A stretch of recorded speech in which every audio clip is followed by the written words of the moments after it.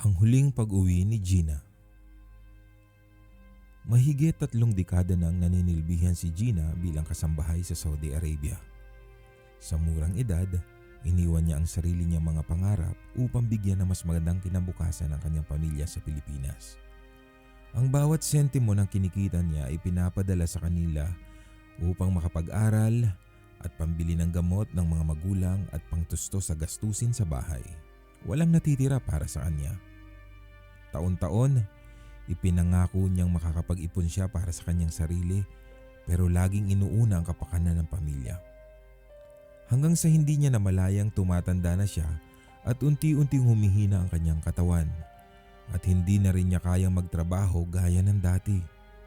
Matagal na niyang nararamdaman ang sakit sa kanyang mga buto, ngunit patuloy siyang nagtitiis at iniisip na kailangan pa rin siya ng kanyang pamilya. Nang dumating ang araw na kailangan na niyang umuwi, dala niya ang pag-asang siya naman ang aalagaan.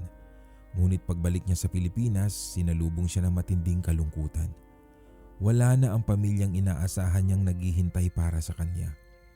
Ang mga kapatid na pinag-aral niya ay may mga pamilya na at abala sa sari-sariling buhay. Ang bahay na ipinatayo niya mula sa kanyang pinaghirapan ay naibenta na mula nang mamatay ang kanyang mga magulang. Wala siyang naipon maliban sa dala niyang konting pera na ibinigay ng amo at ng ibang nagmamalasakit na kabayan. Mas matindi pa rito, nalaman niyang may kanser siya sa dugo, isang sakit na unti-unting sumisira sa kanyang katawan. Sa isang maliit na inuupahang apartment, lumaban siyang mag-isa.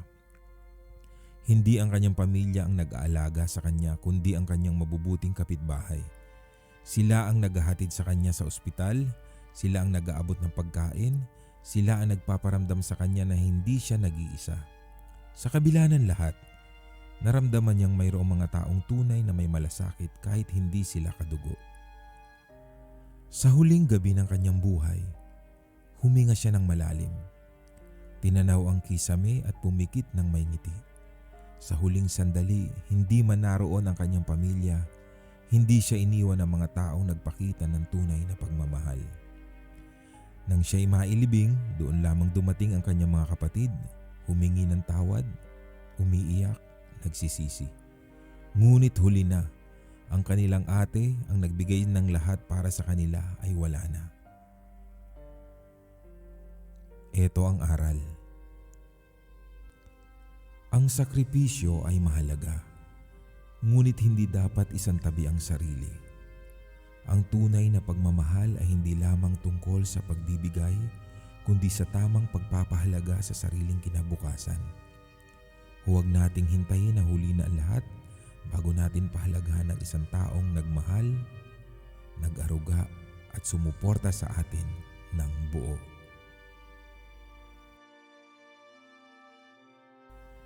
Subscribe na para sa mas maraming kwentong Pinoy.